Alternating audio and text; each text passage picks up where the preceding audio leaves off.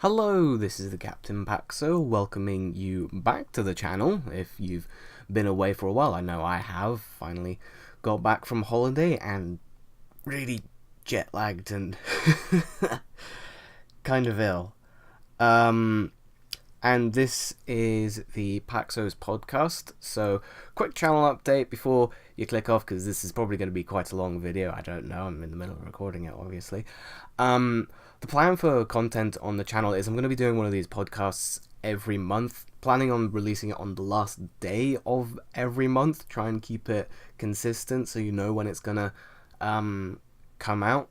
But after that, I'm planning on adding more stuff eventually, sort of progressively increasing the amount of content on my channel. So maybe finishing off the boss guides for Warframe, maybe going back to doing quick tips for Monster Hunter World.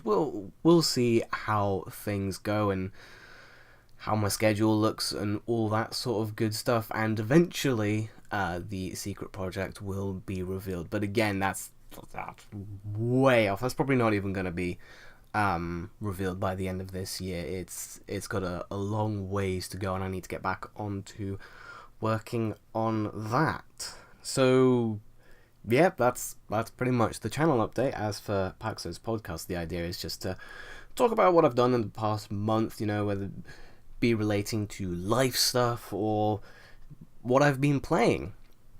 Obviously, entirety of last month I was or this month, because it is still this month, it's still August, I was travelling, obviously, in Australia for my cousin's wedding, and then we went to Vancouver in Canada to kind of make a bit of a holiday out of it, and now we're finally back.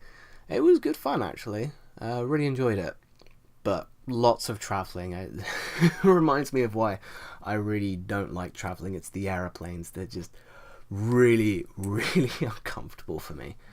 So yeah, what I did end up doing though for the holiday, because obviously I like my video games. I brought some entertainment with me.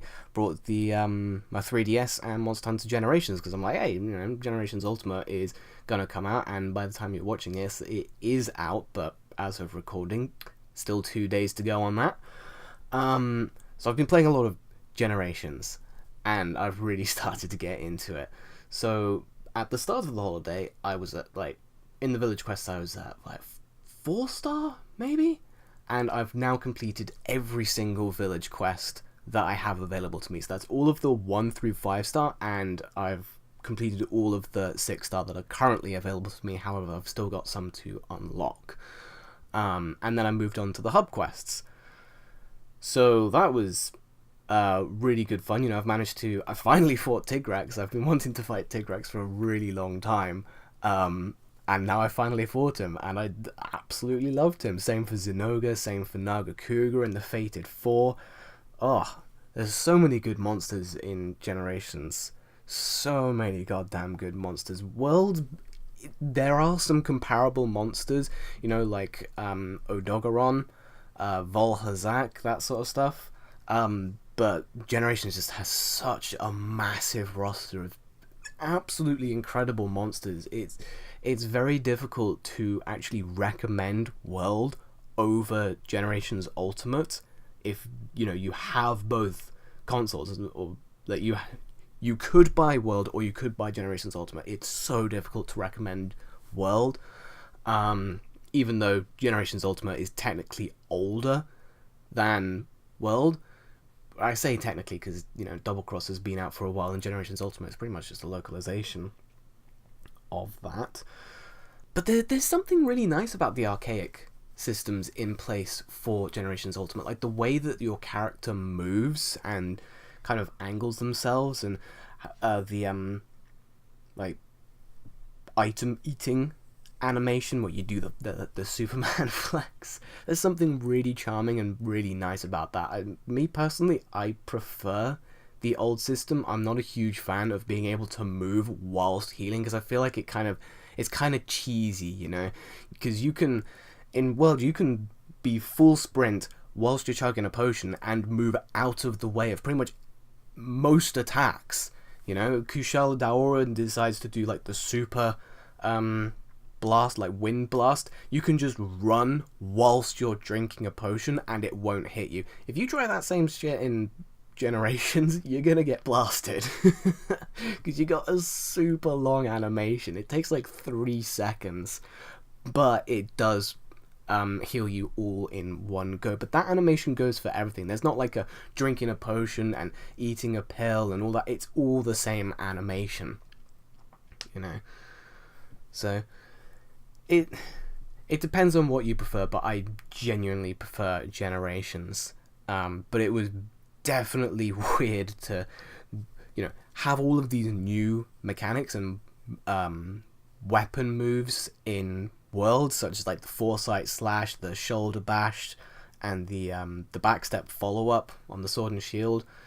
The power stance on the hammer. God, I missed the power stance on the hammer. It was very difficult to get into Generations, because in World, one of my favorite weapons is the switch axe, and the switch axe in World is so amazing. It's so easy to morph from axe form into sword form. Like, the idea is that you're using both forms and you're using those transition or transformation attacks like it's a weapon from Bloodborne or something. It's so much fun. But in Generations, the idea seems to be to just stay in sword form. And I'm not a big fan of that. I like having the utility of the axe form, where you've got a bit more mobility and a bit more range, but not quite as much power. Like, you can't build up the file damage, but you can still do decent physical damage, and then you go into sword form to really lay waste to them with the file type, whether it be like poison or paralysis or exhaust or just elemental damage in general, you know.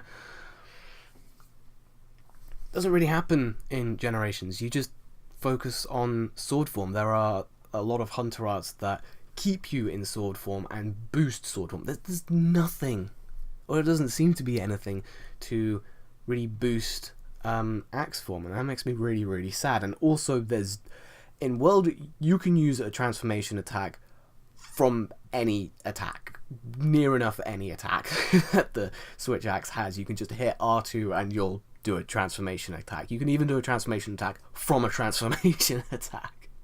You cannot do that in Generations. There's only like 1 or 2 very specific moves that actually allow you to transform, and it's so jarring. I can't get used to it, and I don't enjoy the switch axe whatsoever.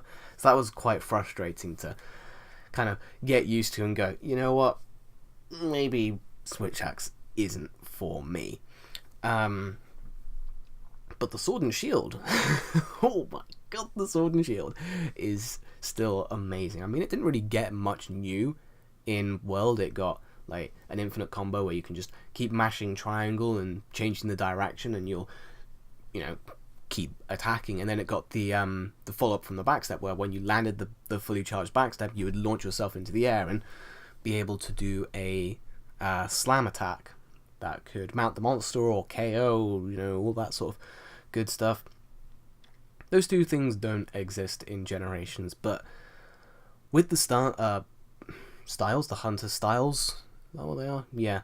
With the styles, oh my god, does it make up for it? I mean, you can still get that like backstep follow-up, the one where you do like the up in the air and then back down. You get that with Adept, which is, you know, this stupid powerful evade where if your roll animation connects with a monster's attack, it automatically evades it, and it gives you this crazy effect that allows you to run out of danger, or towards it and do a follow-up attack. And like I said, Sword and Shield has the up in the air, which allows you to mount the monster, which kind of makes aerial redundant, because aerial has kind of a shit dodge or evade, and it also focuses on mounting monsters, but Adept has a better evade and can still mount monsters, so, you know. Yeah, I've been enjoying Adept, Sword and Shield, but Adept isn't without its flaws, that's for sure. When I went up against Zinogre, he has this move where, when he's fully charged, you know, a lot of his attacks gain some more lightning effects on him. He has this one move where he will stomp his paw onto the ground, and then he'll stomp the other one, and then the other one. When he does that with his lightning, if you evade the first one, he'll actually manage to catch you mid-running animation, and yeah, you'll get caught. Because when you do the adept, it just does this auto. You'll do the corkscrew, and then you'll sprint, and you can't do anything whilst you're sprinting other than attack. You know, but you choose to attack or not. But when you're running, he just closes the distance and slams you. So against Zinogre, adept can be a little bit tricky, but it's like when he does that slam, you've got no choice. You either take the hit or you evade, trigger the adept, and then take the second hit, you know? So that can be a little bit interesting. So adept is definitely not without its flaws. It's just not that flawed of a style, unlike something like adept, where you are sacrificing an evade to be able to try and mount the monster, which, depending on the monster and depending on your weapon, can be really, really tricky. And some styles sacrifice certain moves, like the greatsword aerial. You can't do the regular charge slash on the ground. You can only do the charge slash whilst you're in the air. So you have to do the somersault, launch off of a monster, and then you can do the charge attack, and it's a bit like, nah, thanks. Not my cup of tea. Although I did recently start using aerial insect glaive, which you kind of think is a bit of a why would you want to do aerial insect glaive? Insect glaive is already an aerial based weapon. Why do you need aerial style to use an already? That just does what? It's really good though, because it allows you to propel yourself forward, allow you to close the distance, and you can just perpetually be mounting off the monster. If they stay still for long enough, you can get several launches off the monster and do some really powerful mounting attacks. Like the insect glaive has got some really, really powerful mounting attacks. But I didn't try that out until very recently. When I first started on Generations, I tried the bow, and I'm not really too sold on it. I might end up picking it up more in Generations Ultimate, but I'm not a huge fan of it in Generations. But I think that's just because I don't have the second analog stick. Really struggling with the not having the second analog stick. Having to use the L button to lock onto the monster, or focus on the monster, I should say. But it's not too bad, actually. You get used to it. Just keep mashing the L button. It's going to be weird playing Generations Ultimate with a second analog stick and trying to use that. In fact, I played a little bit of the Generations Ultimate demo the other day, and I was just using L. I wasn't using the analog stick at all, because it's just like, this is Generations, I'm using the L button. I don't have a second analog stick. Nope, it doesn't exist. Shut up.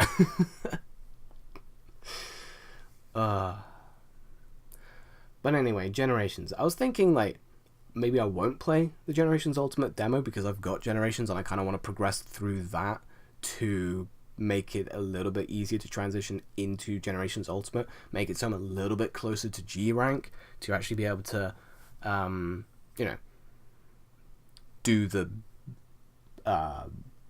expansion stuff, fight Volfolk. And Volfolk, I don't care that his English name is Volstrax, his Japanese name is way cooler. He's Volfolk, alright?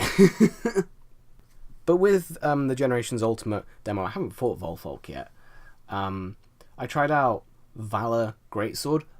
That was really fun, and I'm gonna try out Alchemy Sword and Shield, because it just makes sense to me using Alchemy with Sword and Shield style. You get 3 Hunter Arts. All the Hunter Arts for Sword and Shield are really, really good, and they all get SP, which is this bonus mode. It powers up your style. I'm not exactly sure how it works exactly, but it makes you stronger in some way, shape or form.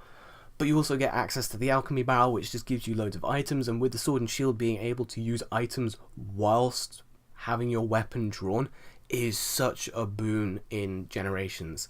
Like, it doesn't matter, it's not very useful in World because sheath times are so much shorter in World than they are in Generations, and you have so much more movement whilst you're sheathing in World than you do in Generations. In Generations, if you sheath whilst moving, you take like 3 very slow steps that you cannot stop, whereas in World you can start moving, and in mid-sheath you can stop moving, you can rotate your character, you can keep sprinting whilst sheathing, because sprint is not the same, like, because you've got R1 and R2 as opposed to just R, you can sprint whilst sheathing your weapon. You can't do that in Generations.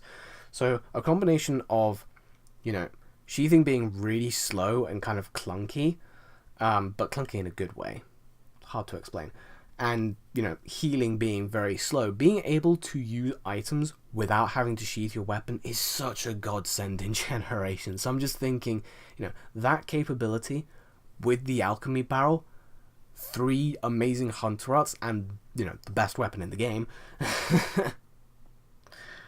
Why not? You know? It's got to be the best thing ever. So I'm really looking forward to that. But I'll probably try that out once Generations Ultimate comes out, because like I said, I want to progress a little bit further in Generations, because I'm currently 4-star in the hub quests, and I'd quite like to get to 5-star. I think I've got 1 or 2 more key quests before I get to 5-star, which I believe is higher rank, because 4-star has low rank Elder Dragons, and there's not really much that's more powerful than Elder Dragons, so 5-star is probably higher rank. Looking forward to it. I've got like a Seregios to fight, and then something or other, I can't remember. But fun little story. So I was doing all of the village quests because I was like, I might as well get these out of the way, right? Because I want to do all the village quests, and then I'm going to do the hub quests, that sort of thing. That's one thing I like about World, is the hub quests and village quests are the same, and there's no key quests that you have to go, is this a key quest? I'm not too sure. Maybe it's a key quest. Is it a key quest? Have I unlocked the urgent yet? Haven't unlocked the urgent quest. Yeah, okay, let's do this quest. Oh, that was a key quest, apparently, because now I've just unlocked the urgent. Let's do the urgent. Sweet. Oh. But anyway, 100 hours in, you know, I'm pretty decked out. You know, got Tigrex armor using the Seregios sword and shield. I'm like, yeah, I'm pretty confident in my abilities to take things on at this point. And 100 hours in, nothing had actually caused me to fail a quest via carting. You know, nothing. Not Astalos or Glavenus. Not even the Shigaru Magala could defeat me. But that's just the village quest, so it's kind of like, yeah, it's not really super impressive. That's probably quite standard. But for me, I'm like, ooh, I'm doing pretty good. Getting a lot of self-confidence boosts. It's like, you know, I'm actually pretty good at this game. Yeah. Especially when I took out the Shigaru Magala on my first attempt without carting at all. I was like, I am a badass. Which that thought was quickly thwarted when I decided to try and take on the Snow Baron Lagombi. If you don't know, Snow Baron is a deviant, which is just a crazy powerful version of a regular monster. They're introduced in Generations just as like an extra thing to hunt. You can only do them through like special permits, so you use a token to fight them, and then you get special tokens back as a reward to build their armor, and their armor has like some crazy benefits, and their weapons charge your hunter arts faster, and are pretty powerful in of themselves. So because I've been experimenting with aerial insect glaive, I was like, let's get an aerial set. Snow Baron Lagombi, he gives an aerial set. Let's fight him. I took Feline Moxie and Feline Insurance to this quest. And, well, I failed it. He quad-carted me. He didn't just triple-cart me, he quad-carted me. I was just thinking, what is this monster? This is insane. I even had Adept, and I still couldn't beat him. You know? It was ridiculous. And even when I went online and I tried to get some help to fight him, I still failed the quest like another 2 times. But on the 4th time, at that point, I had brought a fire sword and shield, because Lagombi's an ice bunny. He's very weak to fire, so I brought the Rathalos sword and shield, and I finally managed to defeat him. And I just want to give context for this. There are so few times where I literally jump for joy. I could probably count them on one hand. I'm 20 years old at this point, and I can count the amount of times that I've jumped for joy on one hand. This was one of those times. I have never been so excited to defeat any boss in any video game ever, right? I was jumping like, yes, fuck you, I fucking did it, yeah, let's go, I am the greatest. But that's just one of those things that Monster Hunter does, and that's one of those things that I didn't get from World, that I think is like really missing in World, because World is easier because it's, you know, they've made so many quality of life improvements that the game is just easier. Like I mentioned, being able to heal on the move allows you to get out of the way of monsters' attacks whilst you're healing. It's ridiculous. And speed eating in World, I would argue, is more powerful than speed eating in Generations, because in Generations you still have to stand still and you still have to eat something, whereas in World you can still stay at full speed and it just heals you so goddamn fast. I'd have to like do a side-by-side comparison to see which one is faster, but I have a feeling that it's World. But anyway, because World is so much easier, I never really had a moment where I was, you know, I get out of my seat, sort of like football fan moment where I'm, yes, I did it, I defeated the Nergigante, sort of thing. Because it was never that hard, I was never pushed that far. Maybe if I'd fought Behemoth, but Behemoth came out a few days after I left, so I haven't fought him yet. But Generations, man, that it's had a few times where I've done that. You know, another one of those times where I'm jumping for joy that I can count on one hand was when I defeated the Shigaru Magala. Like I said, I defeated him on my first try without karting. I defeated him because it was such an intense fight. I was so focused on it. It was getting to like, it was 20-25 minutes. I'm thinking, this guy has got to be so close to death. Kill him. Yes! I defeated the fucking Shigaru Magala without karting on my first try. Hell yeah! That was probably what led to me being so gravely humbled by the Snow Baron. Is like, yeah, you know, I'm a badass. Defeated Shigaru Magala first try without even karting. I'm a glorified badass. Takes on Snow Baron Lagombi, gets quad karted, fails another 2 times. Oh my god, I'm the worst player ever. Well, this is the best thing about Monster Hunter, isn't it? You know, you overcome a certain obstacle, a certain challenge, and you think, yeah, I'm the best thing on the planet, and then you go to the next thing and it starts kicking your ass again, and you're like, oh my god, I'm so bad at this game. But then you overcome that, you know? And that's the thing. Well, again, like in Monster Hunter World, well, not really like in Monster Hunter World, I haven't really felt that sense of pride and accomplishment from defeating a monster, because no monster's really challenged me that hard. The hardest monster that's challenged me has probably been like Tempered Deviljho or Lunastra, but even then, you know, I've managed to defeat them on a fairly consistent basis and they've never really posed that much of a threat to me. Either that or Volsok.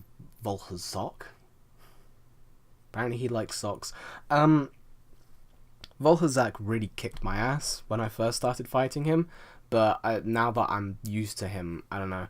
And it was more of an irritation than an actual, he's an actual threat.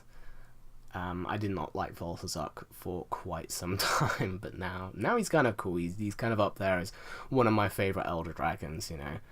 I mean, I still find him a pain in the ass to fight, but just from an aesthetic point of view, he's so cool. Again, zombie dragon.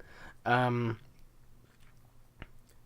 I never had a monster where, you know, I got my ass kicked so bad that I'm, you know, back at camp thinking, oh my god, what the hell do I do?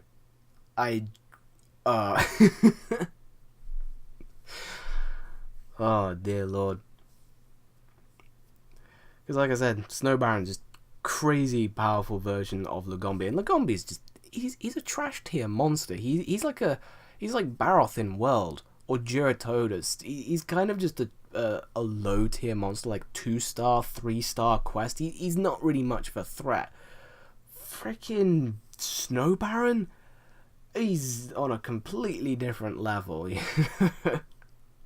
It's like, it would be like going from fighting Duratodus to fighting a Rathalos. It's just such a gap in power, such a gap in pure, like, combat prowess that is just, you've got no match for it.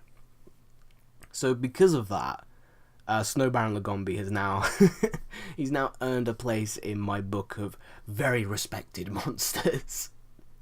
Because he kicked my ass the hardest out of every monster that I fought. Because after that first quest where you've just got to hunt a Snow Baron Lagombi and, you know, failed it the first 3 times, got it on the third, then had to do it another 2 times to get the full armor set, which was really nice once I did get it. The next quest, because in order to upgrade your armor, you then have to, to upgrade the Deviant armor, you have to do the next Deviant quest in the line, and each Deviant quest gets harder and harder and harder. So the second one, you have to capture Snow Baron Lagombi. I'm thinking, oh, that's not too bad. It means you don't have to go through the full health bar of the Snow Baron. You know, you just get it to a certain point and then you capture it. Danger, there's another monster here. Subquest, Hunter Lagar. What? You mean there's a regular Lagombi and a Snow Baron Lagombi, and I could be fighting them at the same time? Okay. Fuck. Oh dear.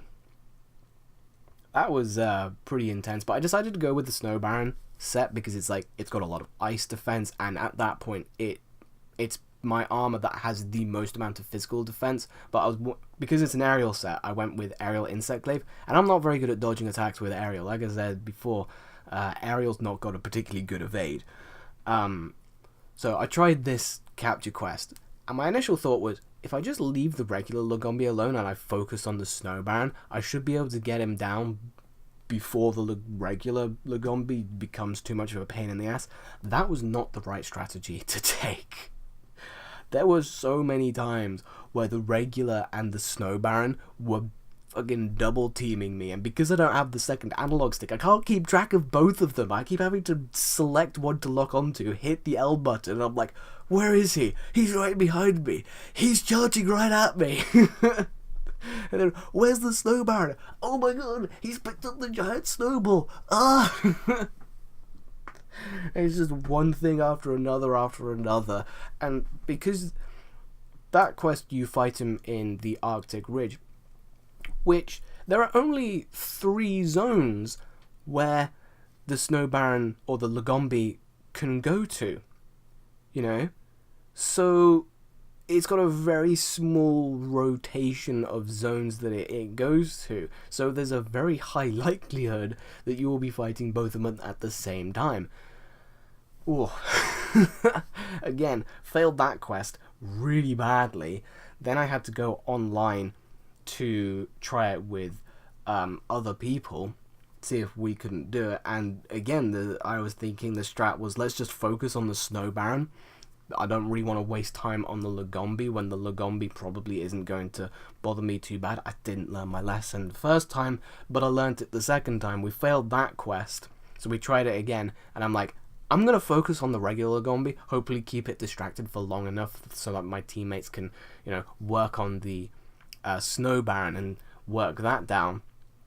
We failed that quest, but barely. We were so close. I could feel it. We didn't quite have the Snow Baron limping, but it was damned close. Again, 4th time's the goddamn charm. And at that point, I was thinking, this Snow Baron set, its abilities are, like, I can't remember the first ability, but the second one is it increases aerial attacks. So it increases the damage of attacks whilst you're in the air. And I was thinking, aerial Insect Glave's not really doing me much justice. I'd really like to use the S&S again, but aerial S&S isn't so good because Adept S&S has aerial attacks. I can use that! So I used that. Yeah. Went for Adept S&S with the Snow Baron set, and then focused on the regular Lagombi. Managed to take him down, and then we focused on the Snow Baron because there was no second monster, and he started limping, and it's just that moment of, we got it! Yeah! So I managed to capture him, and then I had to do that a few more times, which was particularly interesting when I got disconnected from my team and I had to do it by myself. Still managed to do it though. So now I have an upgraded Snow Baron set, and then the tier 3 quest is like, hey, hunt 2 Snow Baron Lagombis, and I'm thinking, no. I'm gonna go upgrade my Rathalos Sword and Shield first, which means I have to get into high rank first. Then I'll probably take on this quest and get my ass kicked. So that's where I'm at currently, you know, 4-star, working my way into 5-star, trying to upgrade my Rathalos Sword and Shields, then I can take on the Snow Baron Lagombi to upgrade my Snow Baron set. But I also really want to get the Dread Queen armor set because it gives like critical eye +3 and status crit. Love that. It's going to be really good with the Gendrome Sword and Shield, which is a ridiculously powerful paralysis sword and shield. I've been able to paralyze monsters so many goddamn times with that, and I think if I put a status crit on it with a critical eye +3, it's gonna be god tier, you know, especially once you get into G rank. Then I also want to get the Stonefist Hermitor set because it's got the ability Bubbles, where you evade 3 times and you get this light bubbles effect, which makes you immune to large bubbles from Mizutsune, but it also gives you like +1 constitution and +1 evade window. It just makes your evasion a hell of a lot better. But then it's also got a second ability, which means if you're affected by any status effect, or status ailment I should say, like a negative status ailment, you gain attack up large, and Bubbles counts as a status ailment. And I just love that synergy. You know, I love that synergy between abilities. Just like, oh, they're working together. So I really want to get that as well. And then there'll probably be like Dread King Rathalos set that I'll want to get. And I can't remember the other Deviant sets that I might want to get. Maybe Grimclaw, I don't know. Yin Garuga. We'll see. I'll probably have to look them up again because I can't remember what they do. But I'm definitely going to have to get some of the Deviant's weapons, such as the Silverwind Nagakuga and the Grimclaw Tigrex, because they're meant to be really, really good. But that's for like future things whilst I play Generations Ultimate. Man, I'm looking forward to Generations Ultimate. It's going to be really, really entertaining. But yeah, the online, actually, I was surprised at how many people there were playing online, especially considering I was in Australia, and I was like, you know, I really want to play the online. Let's see if there's any like open lobbies. Oh my god, there are. Fair. well, I need help with doing Snow Baron, so I set up my own, like, doing Snow Baron lobby. People join and they're like, hey, how you doing? I'm like, hey.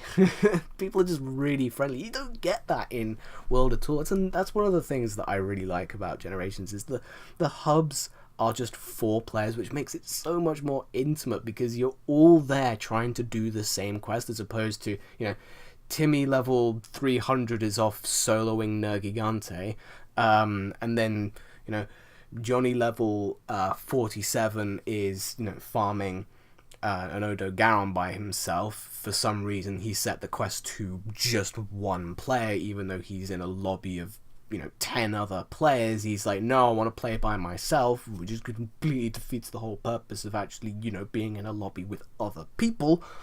Whatever. And there's the SOS flare, where you join a quest for like 1 hunt and then you bugger off, and the most interaction you get is a little thumbs up on the sticker. And it's like, it could be worse. It could be Destiny. But at the same time, it's like, I really like the intimacy of the 4-player kind of stuff going on in Generations.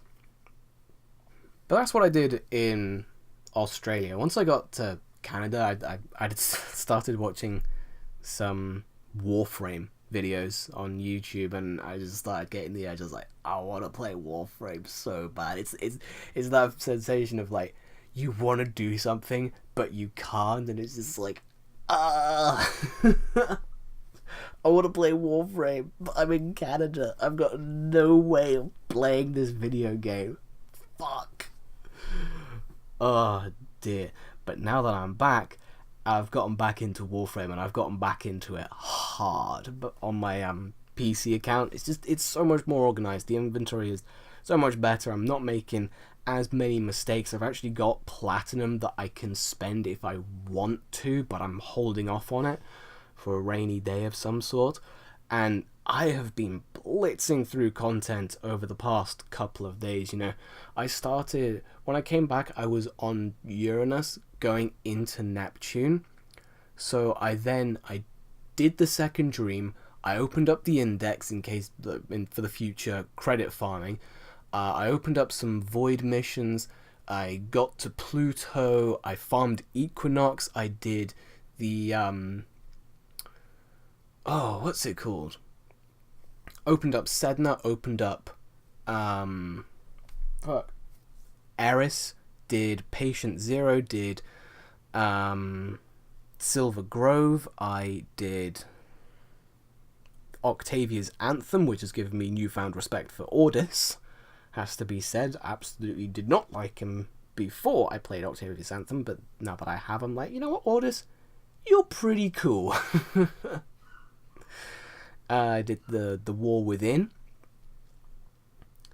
and just been doing a lot of that sort of stuff, and I need to farm Necros, Mesa, need to get the last piece for Octavia, the Neuroptics, and I'm trying to currently do Sands of Inaros, where I have to get Denial Burster kills, which has been a pain in the ass. Absolute pain in the ass, because for some reason all of the Denial Bursters I've been around when they've died and been killed and that sort of stuff, they just haven't counted towards it. I don't know if it's like, oh, I was out of range from my teammates, or like they hacked it so it kind of messed with the thing because it like turned them into an ally and then they died, so it didn't count as an enemy kill because it was an ally.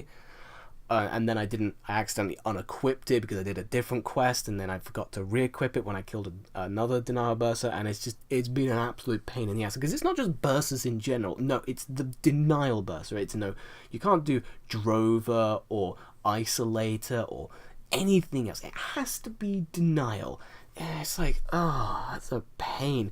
Because with the Juggernaut, it's the Juggernaut. There's only one Juggernaut. It's very easy to do. And with the Manix, again, it's like, well, there's Manix and Drecomanix. Both of them count, whereas with the Denial Burster, it's just the Denial Burster. None of the others. So, that's been awful.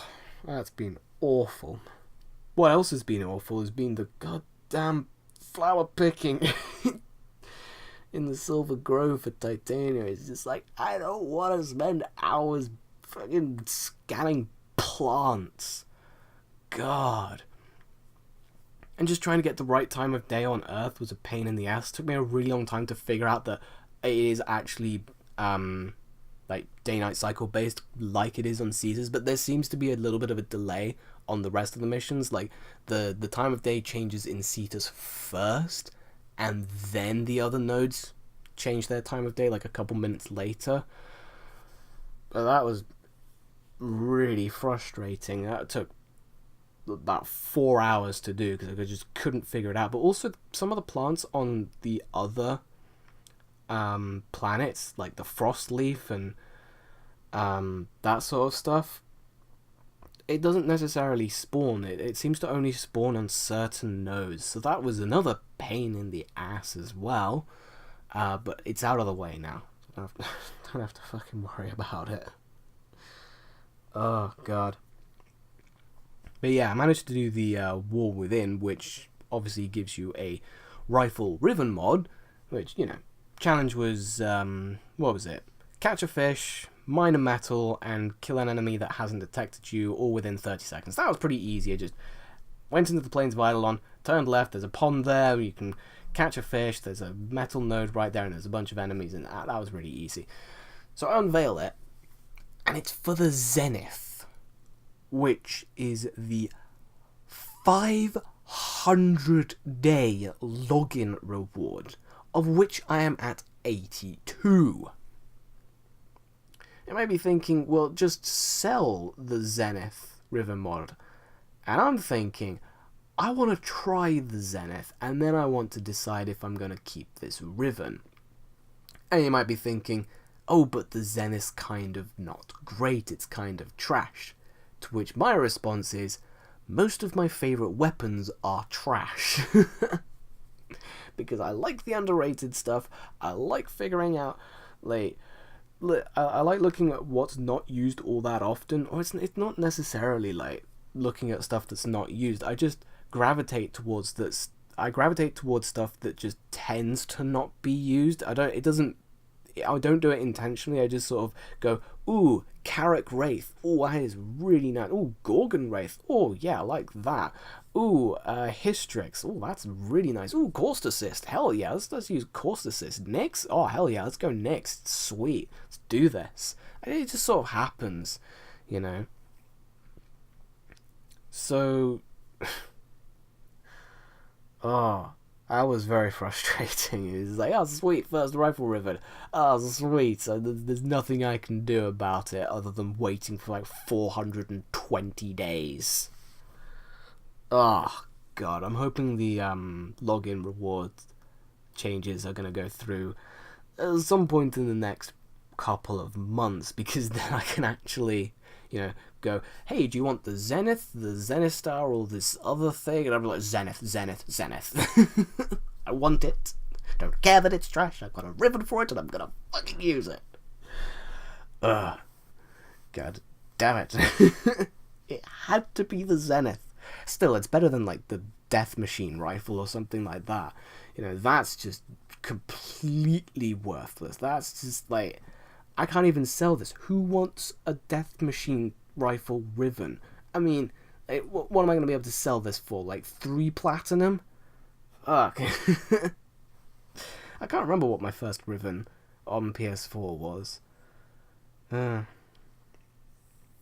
rivens, I like rivens. When they first came out, they were not that great, but as with most systems in Warframe, they got better with time, and I think that's one of the things that's really allowed me to stay with Warframe on PC for such a good amount of time, is because it's my second account. I'm having to go through all these systems again, but because they're a lot older and there's a lot more work put into them, they're just so much better than when I first played them on PS4, so the Rivens are a lot better. The Chesakubro, when the Chesakubro came out, it was trash. Now I've got a Chesakubro on PC, and he's a badass. You know, he breaks open containers by himself and resource caches, and he just walks over to loot and picks it up like life support units and stuff like that. And he can disarm enemies, and I'm like, when was the Chesser able to do this? Like, what? That's amazing. Yeah.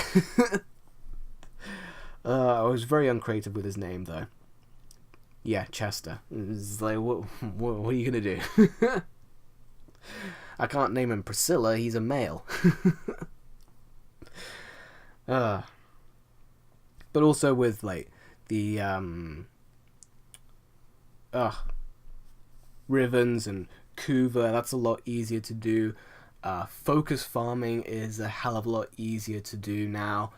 Because obviously you have the Elite Sanctuary Onslaught, but even before then, I think they tweaked some of the numbers, because I've been getting focus like crazy in comparison to how I get it on PS4.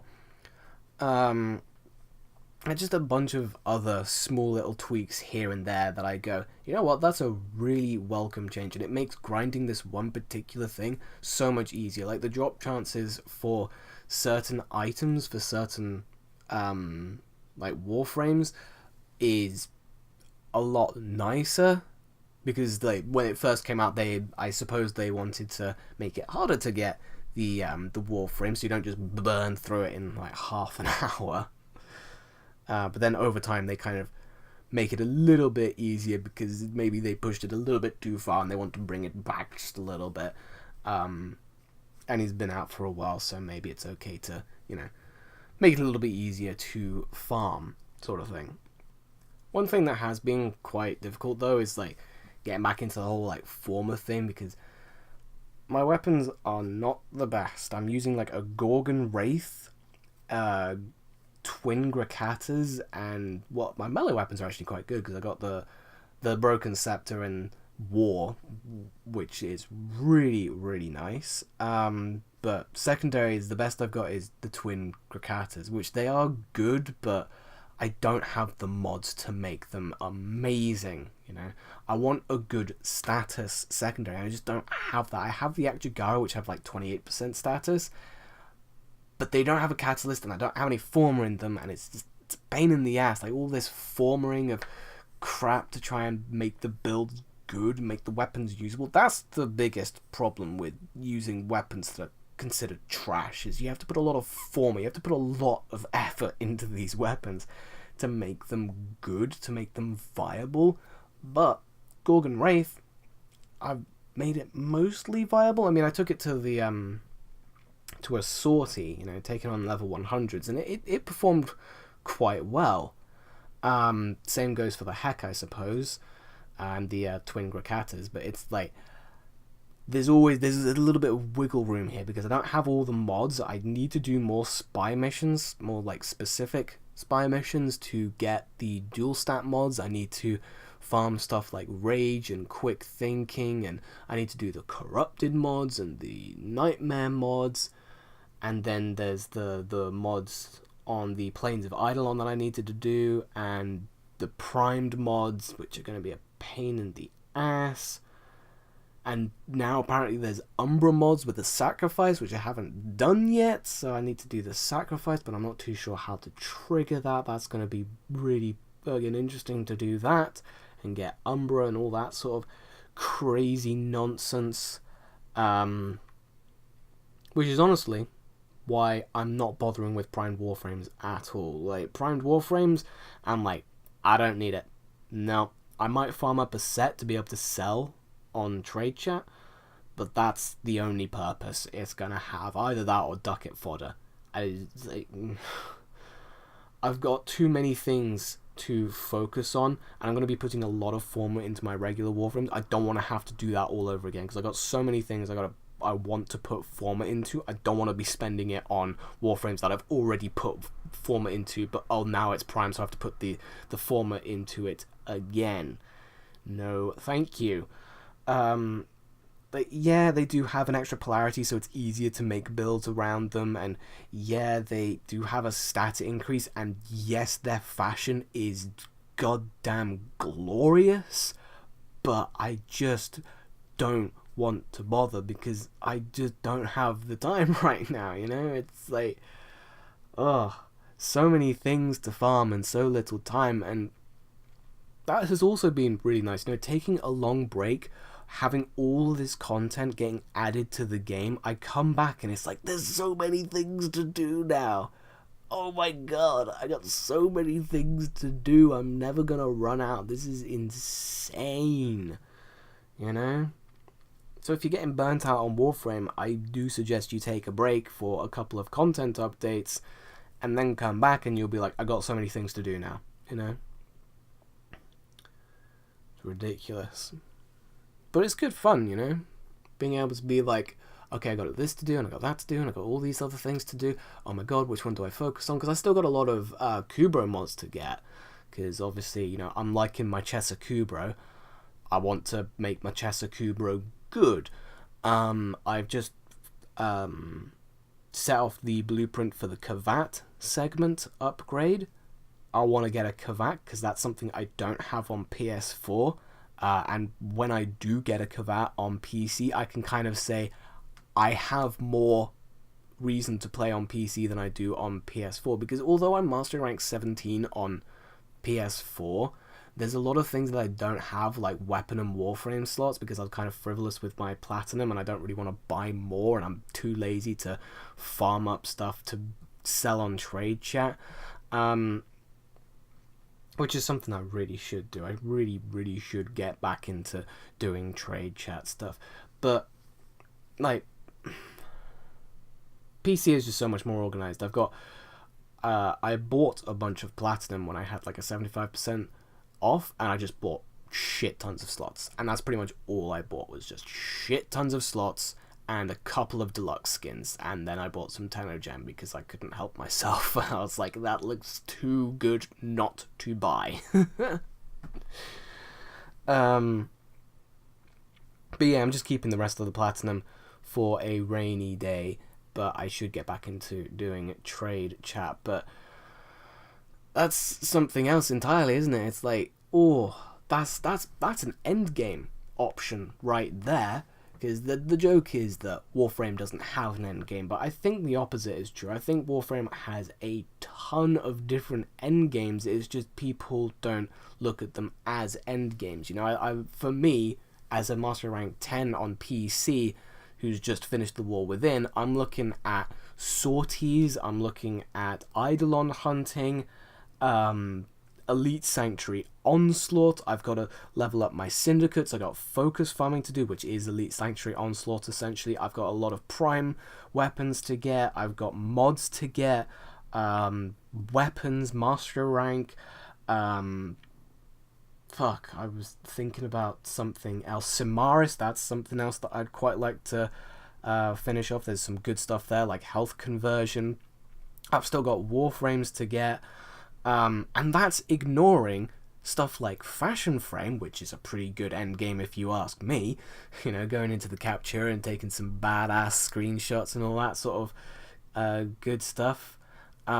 And Trade Chat, you know, it's like I've got so many things on my mind that are just so far away from me that, like, oh god.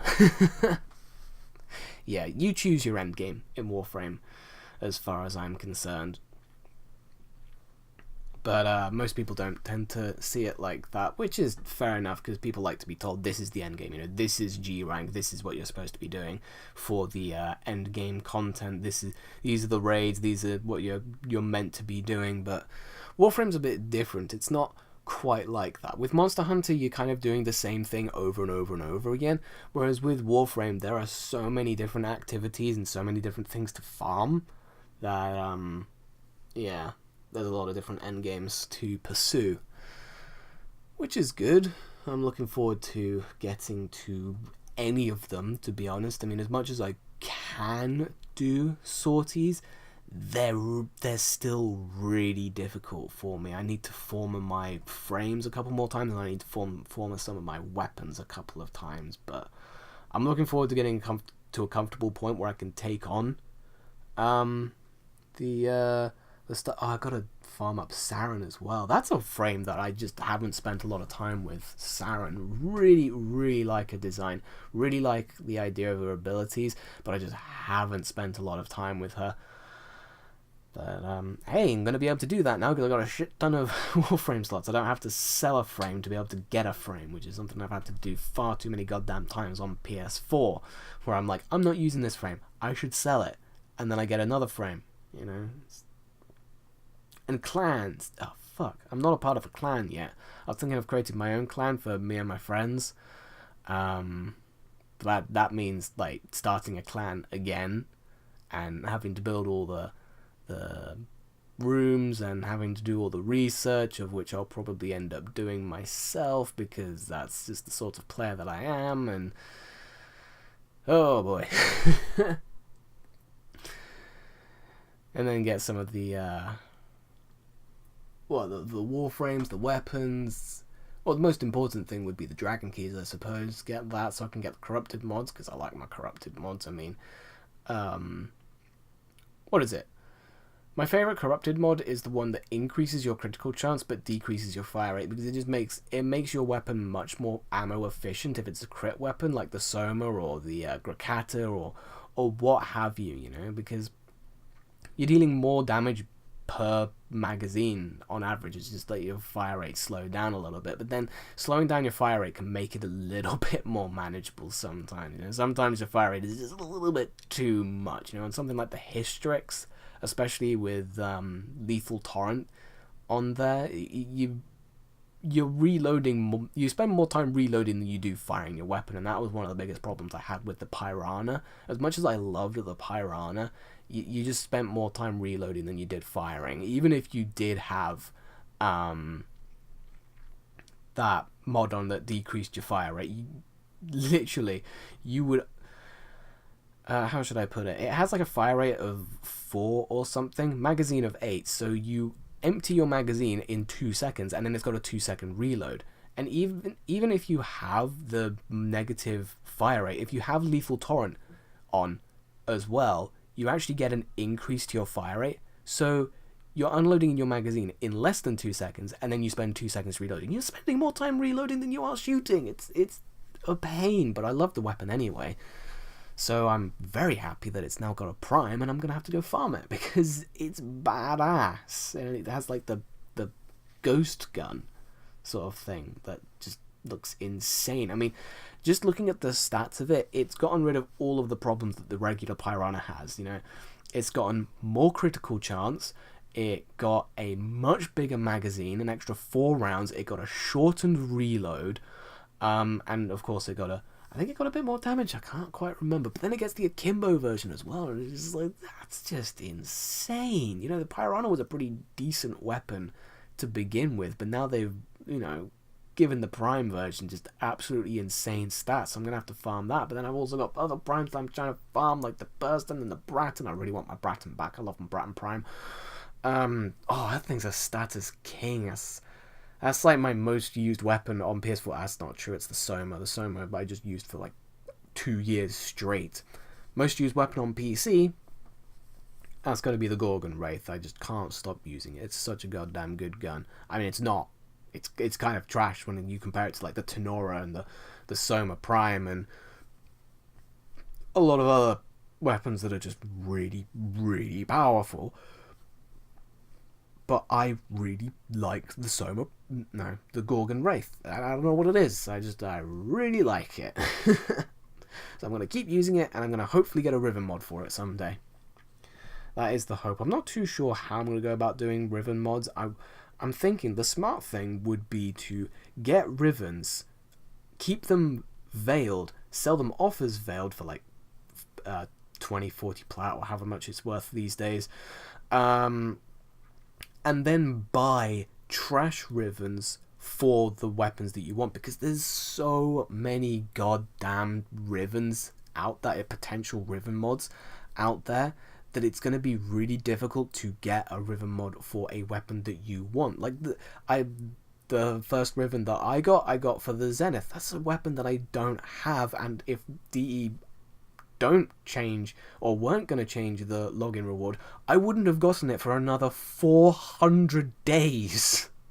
So, you know, pretty rotten luck on my end, but it is what it is, right? So that's the smart thing to do. But another smart thing to do would be to farm up the stuff that I need to rank up my syndicates, because I'm almost max rank on what are they called? Fucking Steel Meridian. I need a Zephyr Prime chassis, and I don't have that yet. I should really get on that. But getting them ranked up is kind of taking its time, which I'm kind of okay with, because it means that there's not as much pressure on me to get that thing, and I can spend more time farming focus or leveling up weapons, putting former in weapons or warframes, doing sorties and doing the index and that sort of stuff, because I need credits for days and item stuff and endo, and oh my god, I've just realized how much stuff there is to do.